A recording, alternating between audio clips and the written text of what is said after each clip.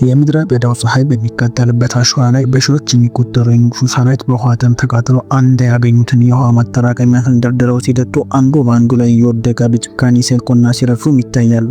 የሰራዊቱ አዛዥ በድንጋጤ ይመለከታል። ግን ለመሆኑ እነዚህ ኃያል የንጉስ ወታደሮች በዚህ ያልቁ እንዲረግፉ ያደረጋቸውስ ማን ነው? የሁሉ ጥፋትና አስከፊ እድገት ከመከሰቱ በፊት ነገሩ እንዲህ ነበር። ታሪካችን የሚጀምረው ከ1500 ዓመታት በፊት በአረብ ምድር በሚገኙ ጎሳዎች መካከል በሚካሄደው ማብቂያ የሌለው የውሃና የመሬት ሽሚያ ነው። ይህንን አጋጣሚ በመጠቀም ከኔ በላይ ንጉስ የለም በማለት በረሃውን ሙሉ በሙሉ ለመቆጣጠር ያሰበው የካሳኒት ግዛት ንጉስ ኪሳራ በበረሃው ያሉ የጎሳ ነገስታት በሙሉ ሚስቶቻቸውንና ልጆቻቸውን እንደ ቁባት እንዲያስረክቡትም ያስገድዳቸዋል። ይህንን ትዕዛዝ እምቢ ያሉትን ደግሞ ጀላብዚን በተባለ ጨካኝ የጦር አዛዥና በስሩ ባሉ ወታደሮች አማካኝነትም እንዲገደሉም ያስደርጋል። ኑማንና ሂንዲ ልክ እንደ ዛሬው ቀን ጥሏቸው በረሃ ላይ ከመጣላቸው በፊት በግዛታቸው የተከበሩ ንጉሳዊ ቤተሰቦችም ነበሩ። ምን ያረጋል፣ የኪስራ አመፅ በእነሱ ላይ ደርሶባቸው ሙሉ ግዛታቸው ከነ ህዝቡ ተወስዶባቸው በአሁኑ ሰዓት እንደተራሰው እዚህ በረሃ ላይ ይገኛል። ትዕይንቱ ሲቀየር ሃንሳላ ጉዞውን ሲቀጥል በበረሃው አውሎ ነፋስ ምክንያት ከልቡ ጠፍቶ አሸዋ ላይ የመጨረሻ የሞት ጣር ላይ ያለውን የድሮ ንጉስ መዋድም ያገኝ። ሃንሳላ እንደ ሌሎቹ ሸፍቶች ክፋት ስለሌለበት ካለው ጥቂት ውሃ አቅምሶ ህይወቱንም ያተርፍለታል።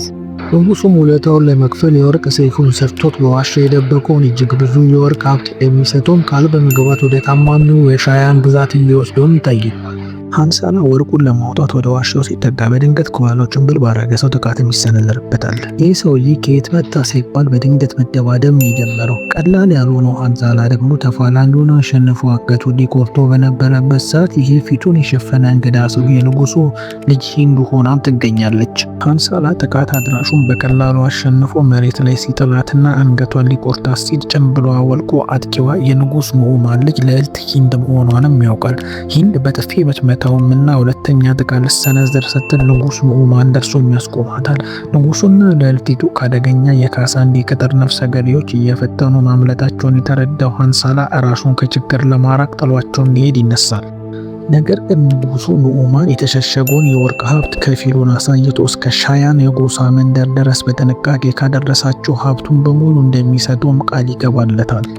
ሃንሳላ ጥቂት ካመነታም በኋላ በሐሳቡም ይስማማል። ሶስቱ አብረው ጉዞ ቢጀምሩ አንድ ላይ ከበረሃ ሸፍቶች እያመለጡ ወደ ሼኒ መንገዳቸውንም ጀምረዋል። አደገኛ የበረሃ አደንም ይጀምራል። አዳኞቹ ፈረሰኞች ስለሆኑ እየቀረቧቸው መምጣታቸውን ያየው ሃንሳላ ሂንድን ከጀርባው አድርጎ ሲጓዝ ቆይቶ የልዕልቲቱን ሕይወት ለማዳን ሲል ብቻዋን በፈረስ ላይ አድርጎ ፈረሱን በኃይል በማስደንበር ወደ አሸዋ ክምችቶች በእግርም እንዲሮጡም ያደርጋል። ይህም ፈረሰኞቹ ፍጥነት በመቀነስ ለሶስቱ ተጓዦች በቂ የመጠባበቂያ ርቀት እንዲያገኙም ይረዳቸዋል። እናንተስ በሃንሳላ ቦታ ላይ ብትሆኑ ወርቁን ፍለጋ ህይወታችሁን አደጋ ላይ ትጥሉት ነበር? የሃንሳላ ዕቅድም ተሳክቶ ፈረሱ ማንም ሳያስቆመው ለመግባት ሲጓጉለት ወደ ነበረው ወደ ሻይን ምድርም ያደርሳታል። ልዕልት ሂንድም ፈረሷ ላይ ሆና ወደ መንደር ውስጥ ገባ የታጠቁ የአካባቢው ሰዎች ከበው ወዲያውኑ ይማርኳል። ብዙም ሳይቆይ ንጉስ ኑዑማንም ይደርሳል። እሱን በተመሳሳይ ሰዓት ያዛል። ሃንሳላ ድንበሩን ሲያቋርጥ በሰላም እንደመጣ ቢናገርም የሻያን ሰዎች ግን አላመኑትም። መሳሪያውን አስጥለው ከሌሎች ጋርም አብሮም ያስሮታል።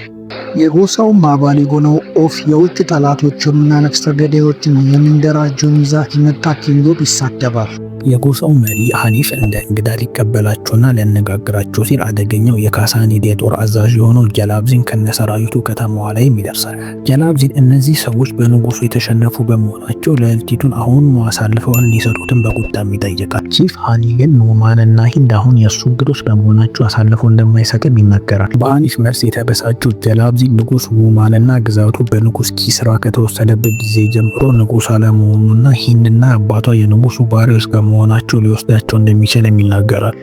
በተሰበሰበው ህዝብ ውስጥ ያለ አንድ ሰው ሲሰድበው ጀላብዚን ህዝቡን ገፍትሮ በመግባት ሂንድን በኃይል ጎትቶ ሊወስዳትም ይሞክራል። ሂንድ ስትታገለው መሬት ላይ ይጥላታል። ሂንድ በዓይኑ ላይ አሸዋ ስትበትንበት ጀላብዚን በኃይል በጥፊም ይመታታል። ለሴት ልጅ ከፍተኛ ክብር ያላቸው የሐኒፍ ሰዎች ይህንን ሲያዩ በቁጣ ተሞልቶ ጀላብዚንንም ይከቡታል። ጀላብዚን በቢላዋ ሂንድን ቢያስፈራራትም ቺፍ ሃኒ የበረሃ ነገስታት በጭራሽ ልጆቻቸውን አሳልፈው እንደማይሰጡ ተናግሮ ይከለክለዋል። ጀላብዚን ምንም እንኳን አደገኛ ተፋላሚ ቢሆንም ህዝቡ ስለከበበውና ሰራዊቱ ሊረዱት እንደማይችሉ ተረድቶ ሂንድንም ለቆም ይወጣል። በቦታውም ያሉት ሴቶች ሂንድንም ሊረዷትም ይሞክራሉ። ሃንሳላም በበኩሉ ሰዎችን እየረዳ ወደ መንደራቸው ሲመጣ የመጀመሪያው ባይሆንም ሃኒፍ ግን ከኪስራ ጋር ላለመጣላት ሲል ክፍያው በህይወት እንዲኖር መደረጉ እንደሆነ ተናግሮ ሃንሳላንም ከመንደሩም ያባርረዋል። ትዕይንቱ ሲቀየርም ሃኒፍ ከሻባንዲ ሰዎች ጋር ይህንን የብሮ ንጉስና ልዕልቷን ምን እናርጋቸው ሲልም እየመከረን ይገኛል። አብዛኞቹ የከተማ ነዋሪ ከዚያ ንጉስ ጋር ላለመጋጨት ሲሉ ሁለቱንም አሳልፈው ለመስጠት ወስነው ነበረ። ኃላፊው ሃኒፍ ግን እሱ የዚህ ግዛትና ዋና ኃላፊ እስከሆነ ድረስ በምንም ተአምር ይህን እንደማያደርግ ለልዕልቷም እስከ ሕይወቱ ፍጻሜ እንደሚጠብቃቸውም ይነግራቸዋል። ይህ በእንዲህ እንዳለ ከመንደሩ ውጪ አንድ ምስኪን እረኛ በበጎቹ መካከል አንድ አሰቃቂ ነገር ሲወድቅ አይቶ ይደነግጣል። የወደቀው የሰው ልብ ነበር። የጀላብዚ ቅጥር ነፍሰ ገዳዮች በመንደሩ ዙሪያ ያሉትን ሰራተኞች ያለምንም ርኅራኄ እያረዱ መግደልም ጀምረዋል። ልጆቻቸውንም በግፍ የሚሰቅሉባቸዋል። ጀላብዚ ለሕፃኑ እረኛ መልእክት እንዲያደርስ ካዘዘውን በኋላ አንገቱን በጋለ ብረትን በመተኮስ አሰቃቂ ምልክት የሚተውበታል። ይህም ጨካኝ ነው። እዚያው ምሽት የሰራተኞቹ መኖሪያ ቤትን በእሳትም ይቃጠላል። የሻያን ህዝብ እሳቱን ለማጥፋትም ይረባረባል። አብዛኞቹን እንስሳት ማዳን ቢችሉ ቺፍ ሃኒፍ ግን ይህ አደጋ በአጋጣሚ የተከሰተ አለመሆኑንም ይረዳል። በከተማ ውስጥም ያሉት ሰዎች ሁሉ የሂንድ መኖር ለዚህ ሁሉ መከራ ምክንያት እንደሆነና እርግማን እንደሆነች አድርገውም ይናገራሉ። ጓደኞቹን የምታክመው ሐኪም የነፍሰ ገዳዮቹን ግፍ በራእይም ታያለች። ሂንድ በሰዎች አስተያየትና ፍርድም ተስፋ በመቁረጥ ሰዎችን ሌላ አደጋ ውስጥ ላለመክተት ስትል መንደሩን ጥላ ወደ አስፈሪው በረሃም ትገባለች። በማግስቱም ጧት ሂንድ የበረሃውን ጉዞ ስትቀጥል በበረሃው ውስጥ ያሉ አደገኛ ሰዎችም ተመልክተዋታል። ከነሱ መካከል ያለው ጠንቋይ እርግማን በመላክ የሂንድን ፈረስ አሸዋ ላይም ተስተናክሎ እንዲወድቅም ያደርግባታል። ሂንድም ፈረሷ ከወደቀም በኋላ ከሺባንዲ ከተባረረው ከሃንዛላ ጋርም ትገናኛለች። ሃንሳላ ፈረሱን አውቆት አባቷ ክፍያውን ስላልከፈለው ከሂንድ ጋር ስራው አርቆ መጨቃጨቅም ይጀምራል። ሂንድ ልትመታው ስትል እጇንም ይይዘዋል። በዚያው ቅጽበት የጀላዝቢን ወታደሮች ደርሰው አደገኛ ቢላዋም ይወረውራሉ። ቢላው መጥቶ ዛፉ ላይ የሚሰቀል ጀላብዚ ለሃንሳላ ብዙ ወርቅ እንደሚሰጠው ተናግሮ ለእኪቱን እንዲያስረክበውም ይጠይቀዋል። ሃንሳላ ግን ወታደሩ ወርቁን ይዞ ሲመጣ እነዚህ ሰዎች በሕይወት እንደማይለቋቸውም ተረድቶ ያንን ቢላዋ ወታደሩ ላይ ወርውሮ ልዕልቱን አሳልፎ ከመስጠት ይልቅ ከሰዎቹ ጋር መፋለም የጀመረ ሲሆን የሚችለውንም ያህል ሰዎችን ከገደለም በኋላ ነገር ግን አንድ ወታደር በእግሯ ላይ ገመድ ወርውሮ ይጠላታል። በጦር ሊወጋት የምትሆን ወታደር ሃንሳላ ጦሩን በኃይል ሰው ከፈረሱም ጥሏል። በገዛ ጦሩን ይወጓል። ሂንድን እየጎተተ የሚወስዳትን ወታደር በጦር ሊመተው ቢሞክርም ይስተዋል። የተወጋው ወታደር በሰይፍ ሊያጠቃው ሲል ሃንሳላ መሳሪያውን አስጥሎም ይገላግለዋል። ሰይፉንም ወርውሮ ሂንድን ሲጎትት የነበረውን ነፍሰ ገዳይ በቦታውም ይገላግለዋል። ቀሪዎቹ ነፍሰ ገዳዮች ቀስቶችን እየተኮሱ በፈረስ ሲመጡ ሃንሳላ ቀስቶቹን እየሸሸ በድንጋይ የአንዱን ወታደር ፊትም ያደቀዋል። ሌላኛውን ደግሞ ከፈረሱ ላይ ቆጥቶ በምድር በገዛ መሸፈኛ ሻርፎ አንገቱንም ይሰብረዋል። በሌላ በኩል ሂንድ በሰይፉ የእግሯን ገመድም ቆርጣ ወደ ፈረሱም ስትወስድ በሌላ ጠላትን ትመታለች። ወታደሩ በላዩ ላይ ወድቆ ሊገድላት ሲል ሂንድ አጠገቧ ያገኘችው አጥንት አንስታ አንገቱ ላይ በመሰካትም ትገላግለዋለች። ሃንሳላ ከድንጋዮቹ ላይ ዘሎ ሂንድ የተቀመጠችበትን ፈረስ ላይ ይወጣል። በበረሃው አደገኛ ውድድር እየተደረገ ሃንሳላ የቀረቡትን ወታደሮች እየመታ በመጣል ፈረስም ይነጥቃል። ከልዕልቷ ጋር አንድ ፈረስ ላይ በመሆን ከቦታው ማምለጥም ይጀምራሉ። ጠላቶቻቸው ለማሳደድ ተስፋ የማይቆርጡት እነ ጀላዝቢ ደግሞ ሃንሳላንና ልዕልቷን በገቡበት እየተከታተሏቸውም ይገኛሉ። እንዲህ ባለ ሁኔታ ውስጥም ሲጓዙ ቆይተው በመጨረሻም ከሺባንዲ ሰዎች ጋር የተገናኙ ሲሆን በድጋሚ በሃኒፍ አማካኝነት የልዕልቷ ሕይወትም ይተርፋል። በአሁኑ ነገሩ ስልችት ያላቸው የሺባንዲ ሰዎች ደግሞ ለዚህ ሁሉ ተጠያቂ የሆነው ሃንዛላ ነው በማለት ሃንዛላን ለመግደልም ወስኗል። ሃንሳላ ታስሮ ሳለ ሂንድ ወርቁን ሰርታ ውሃን ታመጣለታለች። ለምን አሳልፎ እንዳልሰጣትም ስትጠይቀው ጀላዝቢ የእሱም ጠላት መሆኑም ይነግራታል። ሂንድ አንገቱ ላይ ያለውን አሰቃቂ ጠባሳን ታያለች። ሂንድ የእጁን ገመድም ትቆርጥለታለች። ሃንሳላ ታስሮበት ከነበረው ህዋስ በመውጣት የሻያን ምድርን ለቆ ራሱንም ነጻ ያደርጋል። በስብሰባው ላይም ክፍፍሉ ይበልጥም ይከፋፈላል። ኦፍ ቢላዋ ሲመስ ሃኒፍ ወዲያው ኦፍን አስወግዱ ግንብ ላይም በመጫን ሁለተኛ ከተናገረ እንደሚያባረረው ይዘትበታል። ኖማን እና ሂንድ እስካሁን ድረስ እንደማይባረሩ ማወቋል። በተሰጣትም ጊዜያዊ ማረፊያ ውስጥ ሃንዛላን ደብቀው ይሆናል በማለት እያንዳንዱን ክፍልም እየፈተሹ ይገኛሉ። እነሱ ያላወቁት ነገር ግን ሃንዛላ ከዚያ አምልጦ ራሱን ነፃ እንዳወጣ ነው። በካሳኒድ ዋና ከተማ ንጉስ ኪስራና መሳፍንቱ ጀላብዚ በግቢ ውስጥ ከብዙ ተዋጊዎች ጋር ሲታገል ይመለከታሉ። ጀላብዚ የሚሸነፍን በከፍተኛ ሁኔታ ይቆስላል። ንጉስ ኪስራ ጀላብዚ እንዲህ ያለው ከባድ ውጊያ አሸንፎ በአንዲት ሴት ልጅ መሸነፉ በመግለጽ ያፌዝበታል። ንጉሱ በጀላብዚ ሂንድን ለመማረክ ሁለተኛ እድልም ይሰጠዋል። ንጉስ ኑዕማንም በዚያው ግቢ ውስጥም ታስሮ ይታያል። ኑዕማን ተፋልሞ ልጁን ነፃ ለማድረግ ቢሞክርም ኪስራ ግን ህዝቡን እንደከዳ ገልጾ ለአንበሶች ምራትም ያደርገዋል። ኑዕማን አንበሶቹ ከበሉት በኋላ ኪስራ የኑዕማንን ሬሳ በግመል አስሮ በመንገድ ላይ እንዲጎተትም ያደርጋል። ከዚያም ለቺፍ ኢቫን በሻያን ያሉትን ሰዎች በሙሉ እንዲገደል ካልሆነ ግን እሱ ራሱ ለአንበሶች እንደሚሰጥም ያስፈራረዋል። ትዕይንቱም ሲቀየር በሺባን ከዚህ በኋላ መቆየት አልፈልግም በማለት ሂንድ ከዚህ ለመውጣትም እየታገለችም ትገኛለች። እንደ ልጁ የሚያያት ሃኒ ከዚህ በአሁኑ ሰዓት ማምለጥ እንደማትችል በመናገር የአባቷ ህይወትም ማለፉን ይናገራል። አባቷን የገደለባት አመፀኛው ንጉስ ኪስራም ነበር። ሂንድ የአባቷን አሰቃቂ አሟሟት ስትሰማ ምግብ መብላት አቁማ በሐኪሟ መድኃኒት ብቻም ትተኛለች። ሐኪሟ ለምን እንደዋሸችላትም ስትጠይቃት እሷን የውጭ ሰው መሆኗንና ሂንድ ማን መሆን እንዳለባት የምትሆንበት ጊዜ እንደደረሰም ትነግራታለች።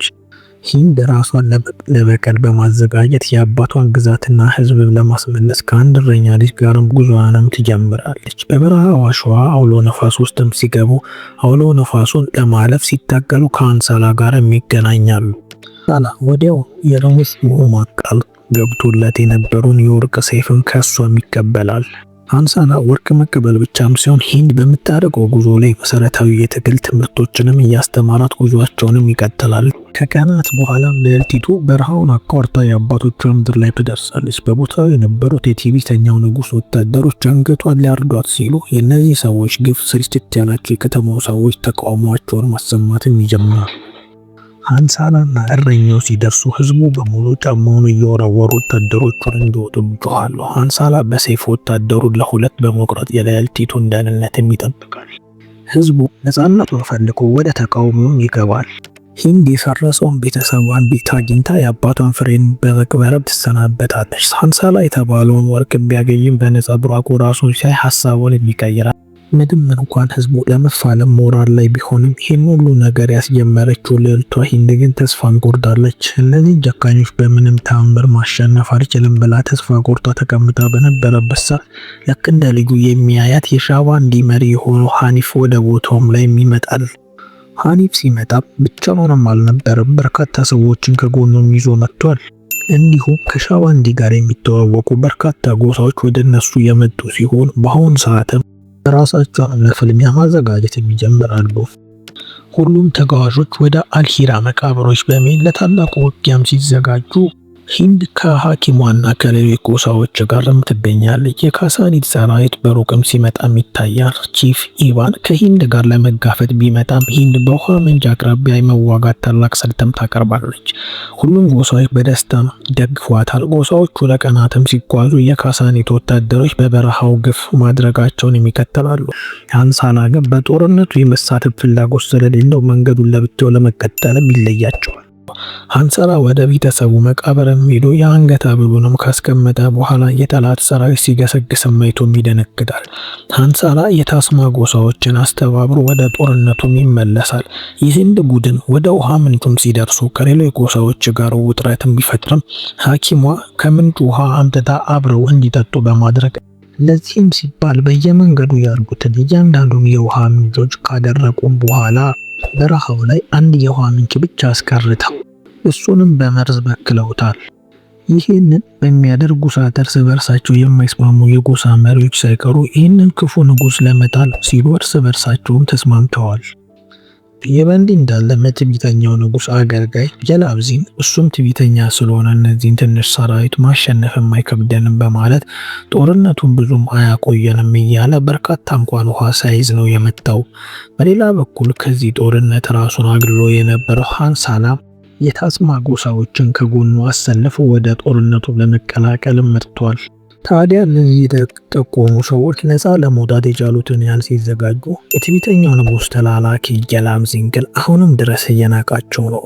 እናም በቁጥር በጣም ብዙ የሆኑ ወታደሮቹ ወደፊት በሚያሰልፍ ሰዓት የእነ ሐኒፍ ሰዎች ያደረጉት የመጀመሪያ ነገር የተቆራረጡ ስጋዎችን ወደ እነሱ ላይ ማስወንጨፍም ነበር። የጠላት ጦር ደግሞ እነዚህን የሚጣሉትን ስጋዎችን ከምንም ሳይቆጥራቸው ጉዞውን ቀጥሏል። ታዲያ እነ ሐኒ ያደረጉት ቀጣዩ እርምጃ ከስጋዎቹ በኋላ በጣም የተራቡ ጅቦችን ወደፊት ለፊት መልቀቅ ነው። ጅቦቹ ከነዚህ ጠላቶች ጀርባ ያሉትን ስጋዎች ለመያዝ ሲሉ በርካታ ወታደሮችንም ደረባም ሰውም አልፈዋል። ፊት ለፊታቸው ስጋ እያለ የኋላው ጋር ምን ወሰደኝ ያሉ ጅቦች ደግሞ የጀላብዚንን ወታደሮች ከነፈረሶቻቸው እንቀጥ አድርገው በልቷቸዋል። ይህንን አስቂኝ የሆነ ዘዴ የተመለከቱት ጀላብዚን አሁንም ለነዚህ ሰዎች ምንም አይነት ከበድ ያለ ስሜትም አልተሰማውም። አሁንም ይልካቸዋል። በርካታ ወታደሮቹን ወደፊት ልኳል። ጀላብዚን ዝም ብሎ ጉራ ብቻ የተሞላ ሰው አይደለም። እንደ ጎረረው በሰዎቹ አማካኝነት ሐኒፍን በእጁ ያስገባው ሲሆን ሐኒሽ ከሚገደል አንቺ ብትመጪ ይሻላል ብሎ ድርድርም ሲያቀርብም ቆራጡ ሐኒፍ ስኬታቸውን ማየት ስለሚፈልግ እኔ ሞትን እመርጣለሁ በማለት አንገቱ እንዲቆረጥም አድርጓል። የሐኒፍን ሞት ተከትሎ ሃንሳላን ጨምሮ ሰራዊቱ ወደ ኋላ ማፈግፈግም ይጀምራሉ። ጀላብዚን ይሄ የሽንፈታቸው ምልክት ነው በማለት ሁሉንም ወታደሮቹን ወደፊት ይልካቸዋል። እና ሃንሳላ ግን ወደ ኋላ የሸሹት ሆን ብለውም ነው። ጀላብዚን አስፈሪ የጦር ዝሆኖችን ቢያሰልፍም ጎሳዎቹ የግመሎቻቸውን አይን አስረው የዝሆኖቹን እግሮች በሰይፍም በመቁረጥ ቢጥሏቸውም በብዙ ቁጥር የመጡት ዝሆኖች ብዙ ተዋጊዎችንም ይረግጧቸዋል። ጎሳዎቹ አስቀድሞ የቆፈሩት የሾለ ጉድጓዶችን በመክፈት የጠላት ፈረሶችንም ይደመስሳሉ። በሌላ በኩል እነ ሃንሳላ ወደ ኋላ የሸሹትም ሆን ብለው ነው። የጀላብዚን ወታደሮች ውሃ ሳይዙ መጥተው ይሄ ሁሉ ሰዓት እንደተቀሙ ስለሚያውቁ ከጀርባ የሚገኘው ብቸኛውን ሐይቅ እንዲያገኙት ሲሉ ሆን ብለው ያደረጉት ነገር ነው። ይህንን የውሃ ምንጭ ደግሞ ቀደም ሲል በመርዝም በክለውታል። ታሪካችን መጀመሪያ ላይ ወዳየነው ይመልሰናል። እናም ከዚህ ውሃ የጠጣች እያንዳንዷ ወታደር እየሞተ የምትገኝ ሲሆን እንደው ፈጣሪ ትረፉ ብሏቸው ከመርዙ ቢተርፉ እንኳን ቦታው ላይ ያሉት ቀስተኞች አንድ በአንድ ይረግሟቸዋል። ታዲያ ወታደሮቹን ሁሉ የላከው ጀላዝቢን በመጨረሻ የሚመካበት ግሩፕ ወድቆ ብቻውን ቀርቷል። በሌላ በኩል ሃንዛላ ምንም እንኳን ከጀርባው በርካታ ሰዎች ቢኖሩትም እንደ ወድ እጅ በእጅ አደገኛውን ተፋላሚ ጀላዝቢንን ገጥሞታል። ይሄ የበርካታ ዓመት ልምድ ያለውን ወታደር የተወሰነ መፈደን ቢችልም እስከ መጨረሻው ለብቻው ሊያሸንፈውም አልቻለም። ታዲያ የእሱን ሕይወት ማን ነው የሚነጥቀው ካላችሁ ጀላብዚ የገላገላቸው እንደ አባቷ የሚያያትን ሐኒን የገደለባት ልዕልቷ ነች። ይሄ በሚሆን ሰዓት አመፀኛውን ንጉሥ ከስሩ ነቅሎ ለመጣል ሲባል ወደ ቤተ መንግስቱ ተመሳስሎ የገቡ ሴቶች ለንጉሱም የሚጠጣውን መርዘው ሰጥተውታል። በመጨረሻም እንደ ቀልድ እንዲህ ያስነሳችው አብዮት እዚህ ላይ ደርሶ ክፉ ንጉሥ ተወግዶ በመጨረሻም ህዝቡ ወደ ምድሩ ተመልሷል።